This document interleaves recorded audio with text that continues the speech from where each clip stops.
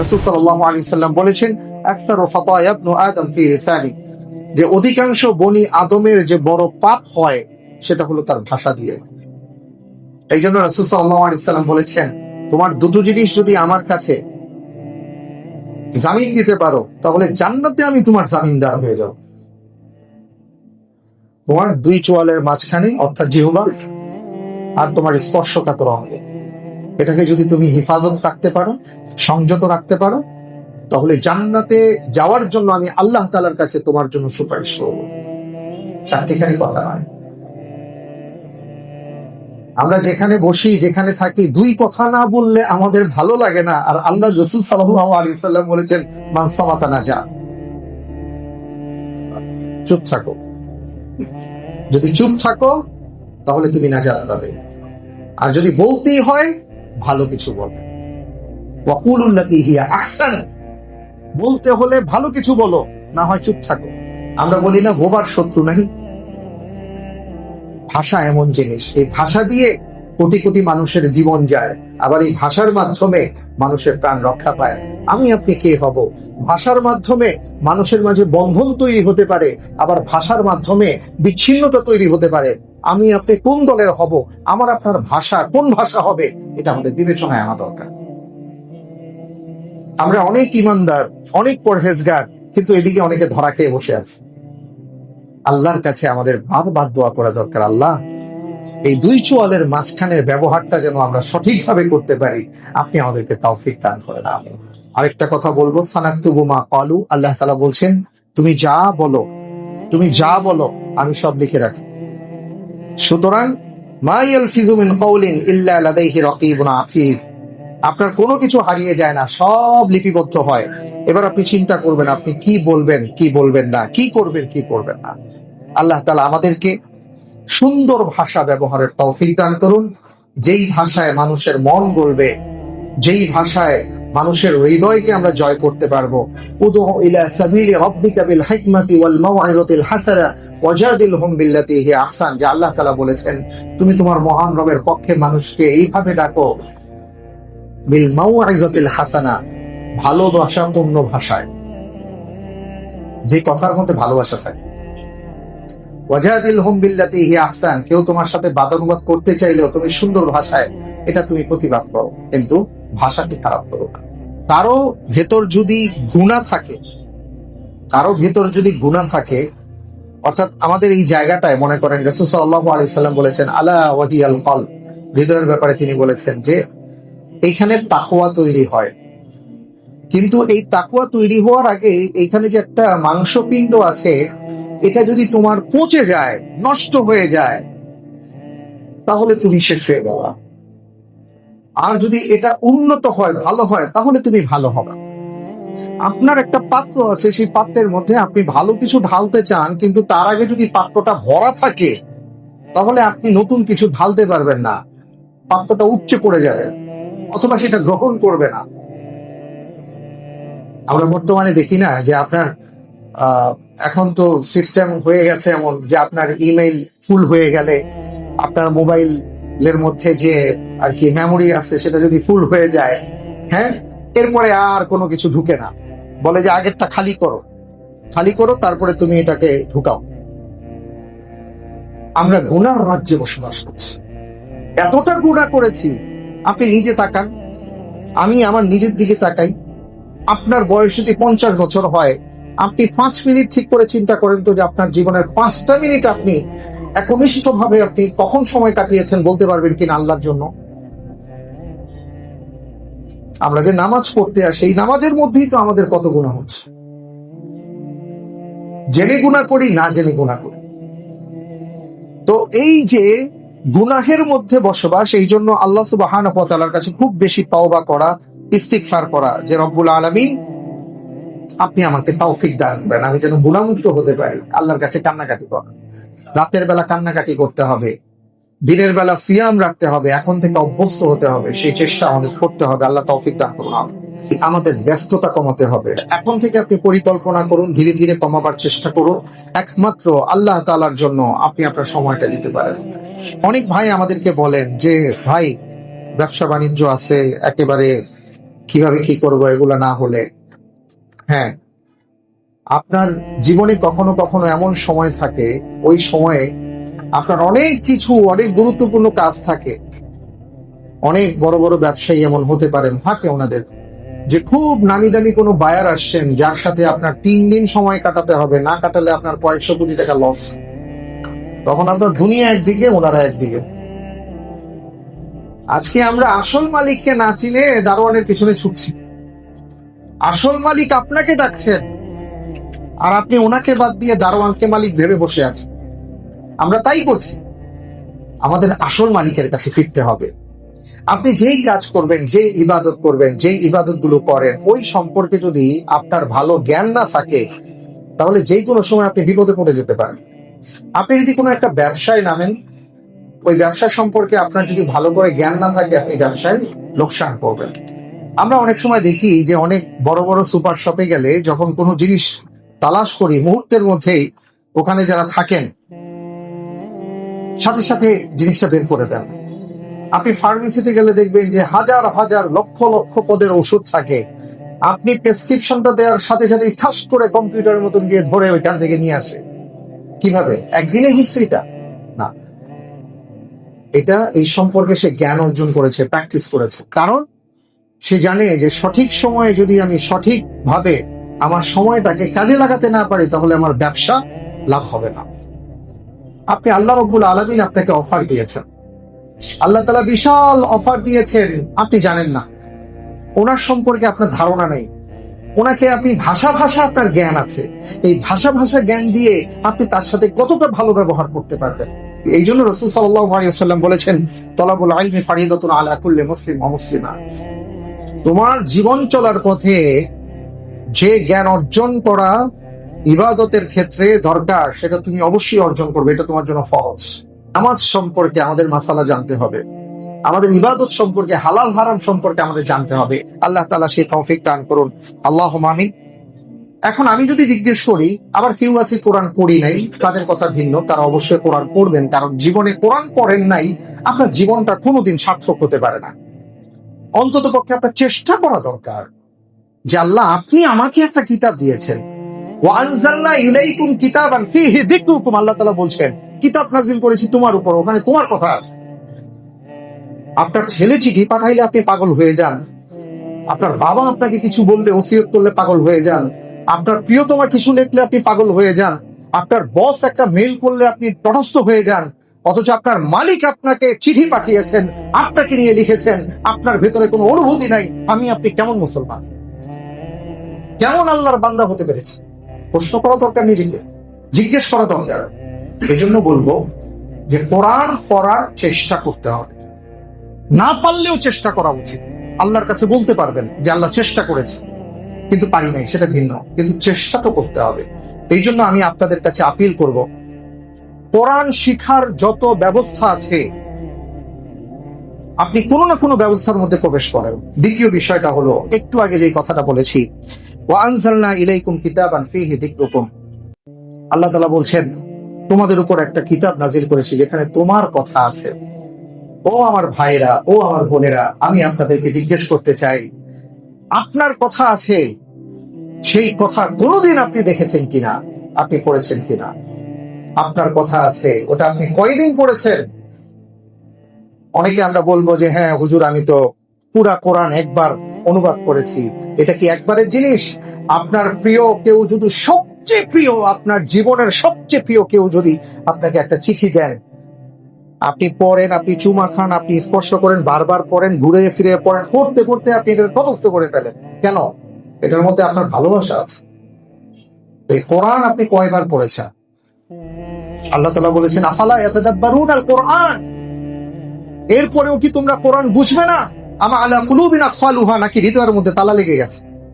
এই জন্য এবার আমি একটা চ্যালেঞ্জ আপনাদেরকে দিতে চাই, আপনারা নেবেন? সবাই নিতে চাচ্ছে না, আপনারা নেবেন? ইনশাআল্লাহ, ইনশাআল্লাহ, ইনশাআল্লাহ। এটা সবার জন্য। আমাদের প্রজন্মকে, আমাদের সমাজে কোরআন পড়াতে হবে, কোরআন শিখাতে হবে, কোরআন ছাড়া কোনো গতি নাই। এই দুটো কথা বললাম। সমস্যাটা হলো ওই জায়গায় যে আমাদের অসুস্থতা যেখানে আমরা আমাদের মূল ওষুধটা প্রয়োগ করতে পারছি না, আমাদের রোগ যেখানে, যে কারণে রোগের উৎপত্তি হচ্ছে, রোগের মূল কেন্দ্রবিন্দু যেটা, ওই জায়গায় আমরা টাচ করছি না। আমরা শুধু উপরে মলম মালিশ করবার চেষ্টা করছি, যে কারণে এই সমস্যা থেকে আমরা বের হয়ে আসতে পারছি না। খুবই স্বাভাবিক। আমরা অসুস্থ হলে অনেক সময় দেখা যায় যে কবিরাজদের কাছে যায়, অমুকের কাছে যায়, তমুকের কাছে যায়, অমুকের কথা শুনে, তমুকের কথা শুনে। পাশের বাড়ির ভাবি কি খেয়েছেন, ভাই কোন ওষুধটা খেয়েছেন, ওইটাকে আমরা খাওয়া শুরু করি। আমরা অনেককে দেখি গ্রামেগঞ্জে যেটা হয়। তো একটা পর্যায়ে দেখা যায় যে কিডনি ফেলিওর হয়, হার্ট ব্লকেজ হয়, এমন অনেক বড় বড় ধরনের রোগ হয়। আসল ডাক্তারের কাছে যাওয়ার পরে বলে যে আপনি এমন সময় আসছেন, সব তো শেষ করে আসছেন, আগে আসেন নাই কেন? তখন ওনারা বলেন যে আসলে অমুক তমুকের কথা শুনে আমরা এই এই চিকিৎসা নিয়েছিলাম। অর্থাৎ চিকিৎসা পদ্ধতি সঠিক ছিল না, যে কারণে রোগ নিরাময় হয়। আমাদের কোথায় কোথায় সমস্যা আছে, আমাদের কি কি সমস্যা আছে, এটা একজন জানেন। তিনি কে? আল্লাহ সুবহানাহু ওয়া তাআলা। এবং সেই সমস্যার সমাধানটা কোথায় কিভাবে হতে পারে সেটাও তিনি দিয়ে দিয়েছেন। এই কারণে আমাদের সমস্যা হলো ওখানে আমরা যাচ্ছি না, আমরা কেউ ওখানে যাই না। আমরা অন্য জায়গায় যাব, অন্য কথা বলবো, আমরা ভাঙচুর করব, লুটপাট করব, আমরা এটা করব, সেটা করব, চিৎকার করব, চেঁচামেচি করব, আমরা সব করব, কিন্তু আসল কাজটা করব না, যেটা করার দরকার ছিল। আমরা যদি এই মুহূর্ত থেকে ঘোষণা দিতে পারতাম যে বাংলাদেশে অপরাধের ক্ষেত্রে শরিয়ার আইন আজ থেকে কার্যকর হবে, আমি এতটুকু বলতে পারি, কারণ এটা আমার কথা না, আল্লাহ সুবহানাহু ওয়া তাআলার কথা। আমার কথা হলে ভিন্ন, আপনার কথা হলে ভিন্ন, পৃথিবীর মানুষের কথা বলে, এই জন্য তাদেরটা ফলে না, কারণ তাদের মেকানিজম, ফর্মুলা সঠিক না। কিন্তু আল্লাহ সুবহানাহু ওয়া তাআলা বলেছেন ওয়ালাকুম ফিল কিসাসি হায়াতুন। আল্লাহ তাআলা বলেছেন কিসাসের মধ্যে জীবন আছে। শাস্তিগুলো কি? এই যে আমরা এত খুন দেখি, ধর্ষণ দেখি, এটার পরে দেখা যায় যে আমাদের 90 দিন সময় লাগে, 6 মাস সময় লাগে, 12 বছর সময় লাগে, 15 বছর সময় লাগে, 20 বছর সময় লাগে। এই সময়ের মধ্যে কত ঘটনা এদিক সেদিক হতে হতে হতে সব হারিয়ে যায়। বিচারের বাণী নিভৃতে কাঁদে, আমরা সুন্দর করে বলি, এভাবেই কাঁদতেই থাকে। কারণ হলো আমরা আসল জায়গায় কাজ করছি না। যেখানে অপরাধী সাব্যস্ত, যেখানে অপরাধী সাব্যস্ত এবং এটা ব্যর্থহীন ভাবে প্রমাণিত হয়ে যায় যে সে অপরাধী, তাহলে সেই অপরাধীর শাস্তি প্রয়োগের ক্ষেত্রে কেন আপনাকে 6 মাস, 9 মাস, 12 বছর অপেক্ষা করতে হয়? আল্লাহ রাব্বুল আলামিনের কোরআন যেটা বলেছে, যেমন মনে করেন আমি যদি এই যে ধর্ষণের কথা যেটা হচ্ছে, এই ক্ষেত্রে না বললেই নয়, শুধু ধর্ষণ না, ব্যভিচারেরও হিসাব দিতে হবে, ব্যভিচারেরও বিচার করতে হবে। বাংলাদেশে একদিনে ধর্ষণ হয় নাই, ব্যভিচার পার হয়েই ধর্ষণ হয়। আজকে আমাদের প্রত্যেকের হাতে হাতে যে মোবাইল ফোনটা আসছে, আমাদের টিনেজার যারা আছে, আমাদের অল্প বয়সের ছেলে মেয়ে যারা আছে, আমাদের এমন অনেক ব্যক্তিবর্গ আছে যাদের মন মানসিকতা এক নাও হতে পারে। সে সারাদিন কি দেখছে, কি দেখছে, কি দেখে দেখে দেখে দেখে দেখে দেখে তার হৃদয়টা কখন খুনি হয়ে যায়, তার হৃদয়টা কখন ধর্ষক হয়ে যায়, এটা তো আমরা খেয়াল করছি না। আল্লাহ তাআলা এইভাবে বলেন নাই যে ওয়ালা তাকরাবুজ জিনা, ব্যভিচার, ধর্ষণ অনেক দূরে, এগুলো যারা রাস্তা তৈরি করে, এই রাস্তাটা বন্ধ করে দাও, আল্লাহ সেই কথা বলেছেন।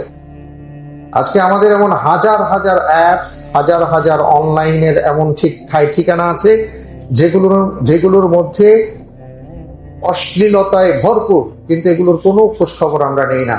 অপরাধ হওয়ার পরে আমরা এটা নিয়ে মাথা ব্যথা শুরু করি, কিন্তু আগে থেকে আমরা কেউ হাত দিচ্ছি না, অথচ আল্লাহ আগে বলেছেন। আল্লাহ রাব্বুল আলামিন ব্যভিচারের শাস্তি হিসাবে বলেছেন, দেখেন ব্যভিচার আর ধর্ষণের মধ্যে পার্থক্য কি, শাস্তির পার্থক্যটা দেখুন কি চমৎকার। ব্যভিচারের শাস্তি হিসাবে বলা হয়েছে, ব্যভিচার মানে হলো সম্মতিতে যারা তাদের নৈতিক অবক্ষয় ঘটায়। আমি গভীরে যাব না, অনেক ছোট ছোট বাচ্চা এখানে আছে। এই কাজ যারা করবে, ইসলাম তাদেরকে বলেছে যদি অবিবাহিত হয়ে থাকে তাহলে সবার সামনে 80টা বেত্রাঘাত হবে এবং তার কোনোদিন তার কাছ থেকে সাক্ষ্য গ্রহণ করা হবে না। সাক্ষ্যদানের যে বিশাল একটা মর্যাদার ব্যাপার আছে, ইসলাম তার কাছ থেকে সেটা ছিনিয়ে নেবে। তোমার সাক্ষ্যদানের আর ক্ষমতা নেই। এবং অবিবাহিত হলে 80টা বেত্রাঘাত হবে এটার জন্য। কারণ কি? ইসলামের বক্তব্য, শরিয়ার বক্তব্য, কোরআনের বক্তব্য হলো, এর কারণ হলো সে যেহেতু বিয়ে করে নাই, ফাহেসাতের কারণে সে এটা করে ফেলতে পারে, কিন্তু এই কারণে তাকে মৃত্যুদণ্ড দেওয়া হলো না। কিন্তু কেউ যদি পরকিয়া করে, পরিবার রাখার পরও কেউ যদি এদিক সেদিক যাতায়াত করে, ইসলাম তাকে কোনো ছাড় দেয়নি, বলেছে যে তাকে মৃত্যুদণ্ড দিতে হবে এবং জনসম্মুখে দিতে হবে। জনসম্মুখে। কেউ যদি ধর্ষণ করে, গ্রুপ র্যাপ করে, ত্রাস সৃষ্টি করে, এই জাতীয় ঘটনার মাধ্যমে ইসলাম আরো কঠোর হয়ে গেছে। ইসলামের বক্তব্য হলো এই সকল ক্ষেত্রে অপরাধী সাব্যস্ত হওয়ার সাথে সাথে তার বিচার কার্য সম্পন্ন করতে হবে জনসম্মুখে, এবং তাকে তো মৃত্যুদণ্ড দেওয়া হবে, সেই সাথে এক হাত এক পা কেটে তাকে ঝুলিয়ে রাখতে হবে, মানুষ দেখবে তাকে। এটা সমাজের জন্য, রাষ্ট্রের জন্য একটা এক্সাম্পল স্বরূপ হবে ওই সকল ব্যক্তিদের জন্য যাদের হৃদয়ের মধ্যে এই ধরনের অপরাধ মাঝে মাঝে উকি দেয়। তখন এই দৃশ্য দেখার পরে এত বড় বুকের পাটা কারো হবে না যে সে দ্বিতীয়বার চিন্তা করবে যে আমি এমন কিছু একটা করব। এই আইন আমার নয়, এই আইন আপনার নয়, এটা পৃথিবীর কোনো ব্যক্তির রচিত আইন নয়, এটা স্বয়ং আল্লাহ সুবহানাহু ওয়া তাআলা কর্তৃক রচিত আইন। সুবহানাল্লাহ। এটা বাস্তবায়ন করেন, দেখবেন যে বাংলাদেশে কিভাবে এই জাতীয় অপরাধ দমন হয়। আজকে প্রতিদিন আমরা খুনের ঘটনা দেখি। আল্লাহ তাআলা বলেছেন ওয়ালাকুম ফিল কিসাসি হায়াতুন। কেউ যদি কাউকে হত্যা করে অথবা কারো কোনো অঙ্গহানি ঘটায়, ইসলামের বিধান হলো তার বিরুদ্ধে মামলা হবে। অপরাধী সাব্যস্ত হলে, ঠিক সে যেই অপরাধটা করেছে, কারো যদি হাত কেটে থাকে, ইসলাম বলেছে তারও হাত কাটতে হবে। এটা বিচারক রায় দিবেন। এটা জনসম্মুখে হবে। কেউ যদি কাউকে হত্যা করে, ইসলাম বলেছে জনসম্মুখে তাকেও এই কাজ করা হবে। কেন করা হবে? মৃত্যুদণ্ড কার্যকর এইভাবে করা হবে, মানুষ দেখবে। আল্লাহ তাআলা বলছেন ওয়ালাকুম ফিল কিসাস। এই যে জীবনের বদলে একটা জীবন চলে যাচ্ছে, এই জীবন চলার মধ্যেও, চলে যাওয়ার মধ্যে আল্লাহ তাআলা বলছেন হায়াতুন, কোটি কোটি মানুষের জীবন নতুন করে আবার জন্ম নিচ্ছে। তার মানে হলো অসংখ্য মানুষ বেঁচে যাবে। কারণ এই অপরাধীরা এই দৃশ্যগুলো দেখার পর নতুন করে তারা চিন্তা করবে না যে আমরা এই জাতীয় অপরাধ আবার নতুন করে করব। এই জাতীয় চিন্তা তাদের মাথায় আসবে না। তো আমাদের পরিষ্কার কথা হলো, জমিন যা, আইনও তা। ওই আইনের বাইরে গিয়ে আপনি আমি যাই করি না কেন, আপনি আমি ফল পাবো না, পাচ্ছি না। কত কিছুই তো হলো, কত কিছু হলো, কিন্তু কই, আমরা তো থামাতে পারছি না। আমরা 3 বছর 2 বছর থেকে শুরু করে বৃদ্ধা পর্যন্ত কেউ এখান থেকে রেহাই পাচ্ছে না। কেন? এর কারণ হলো আমাদের দেশের আইন। প্রথমত আমরা সবাই বলি যে আইনের অনেক কিছু দুর্বলতা আছে, ফাঁকফোকর আছে, এগুলো আছে। পাশাপাশি আইন বাস্তবায়ন, আর সেই মানধাত্তার যুগের, সেই কবে ব্রিটিশরা আইন করে গেছে, সেই ব্রিটিশদের, এরা চলে গেছে 150-200 বছর আগে, এখনো তাদের আইন নিয়ে আমরা বসে আছি, কিন্তু কোরআনের আইনটা আমরা বাস্তবায়ন করতে পারছি না। এই কারণে দেখেন, আজকে বুঝুক আর না বুঝুক, নাস্তিকরা পর্যন্ত এখন বলতেছে এটা প্রকাশ্যে বিচার করতে হবে, দ্রুততম সময়ের মধ্যে বিচার করতে হবে। এটা তো 1000 বছর আগে বলাই আছে, এটা তো কোরআনের মধ্যে বলাই আছে যে বিচার হবে প্রকাশ্যে এবং দ্রুততম সময়ের মধ্যে। সব সাব্যস্ত। আপনি 3 মাস কেন নেবেন? আপনি 15 ঘন্টার মধ্যেই তো আপনি ক্লিয়ার করতে পারেন। এমন যদি 2-4টা হয়, জনসম্মুখে হয়, দেখবেন ইনশাআল্লাহ বাংলাদেশ থেকে এই জাতীয় অন্যায় অনেকাংশে দূর হয়ে গেছে। যিনি আমাদের সৃষ্টি করেছেন, আমরা তার প্রোডাক্ট হয়ে তার কথা মানি না, তাহলে আপনি আমি কিভাবে শান্তি পাবো? আল্লাহ তাআলা আমাদেরকে বুঝার তৌফিক দান করুন, আমিন। এবং আমাদের যে সকল মা বোন নির্যাতিত, এগুলো এই জন্য হয় যে সেই তনু হত্যা থেকে শুরু করে নিয়ে এই পর্যন্ত তো কতজন চলে গেলেন। সেটা আসলে তো অনেক ক্ষেত্রে বিচার হয় না।